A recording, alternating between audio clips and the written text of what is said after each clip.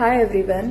Present డేస్లో మనం Insta, Facebook లాంటి సోషల్ మీడియా ప్లాట్ఫామ్స్లో మన పిక్స్ని అప్లోడ్ చేయడం అనేది వెరీ కామన్. డీపీస్ పెట్టుకోవడం కూడా వెరీ కామన్. కానీ ఎవరైతే థర్డ్ పర్సన్ ఉంటాడో మన పిక్స్ని డౌన్లోడ్ చేసుకొని వాటిని మాఫ్ చేసి వాటిని ఆ ఇంటర్నెట్లో అప్లోడ్ చేస్తా లేకపోతే మీ వాళ్ళకి పంపిస్తా అని బ్లాక్మెయిల్ చేయడం అనేది ఎక్కువగా జరుగుతుంది.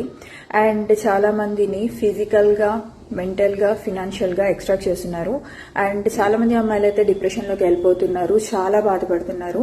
సో మీరు మీకు రిలేటెడ్ ఎవరైనా మీకు తెలిసిన వాళ్ళు కానీ ఇలాంటి ప్రాబ్లమ్ని ఫేస్ చేసినట్లయితే వెంటనే కింది ప్రొసీజర్ని ఫాలో అవ్వండి.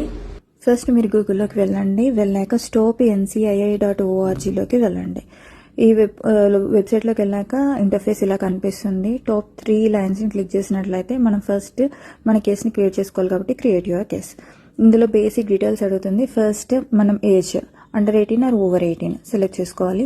నెక్స్ట్ ఆ పిక్స్ ఆర్ వీడియోస్లో ఉన్నది మీరా లేకపోతే ఎవరైనా అది సెలెక్ట్ చేసుకోండి.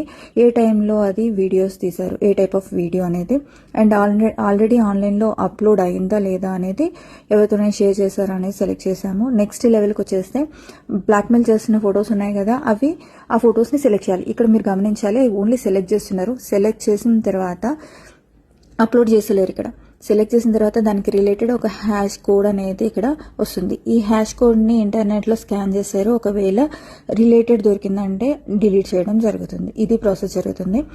ఆ తర్వాత మీరు మనం పాస్వర్డ్ అనుకుంటాం కదా, అలా ఒక పాస్వర్డ్ ఆర్ పిన్ క్రియేట్ చేసుకోండి. ఏదైతే పాస్వర్డ్ ఆర్ పిన్ని మీరు ఇక్కడ క్రియేట్ చేస్తున్నారు కదా, ఆ పిన్ని మీరు ఎప్పుడు గుర్తుంచుకోవాలి. దీంతోనే మనం లాగిన్ అవ్వడం జరుగుతుంది అనమాట. ఇది డైలాగ్ బాక్స్ ఉంది కదా, దీన్ని మనం క్లిక్ చేసుకొని నెక్స్ట్ బటన్ ప్రెస్ చేసిన వెంటనే మనకు ఒక కేస్ నెంబర్ అనేది క్రియేట్ అవుతుంది. ఇప్పుడు మనకు ఒక కేస్ నెంబర్ అనేది క్రియేట్ అయింది, ప్లస్ పిన్ అని ఉంది కదా, అది యూజ్ చేసి మనం ఎప్పుడంటే అప్పుడు కేస్ స్టేటస్ అనేది తెలుసుకోవచ్చు. Be alert and stay safe. Thank you.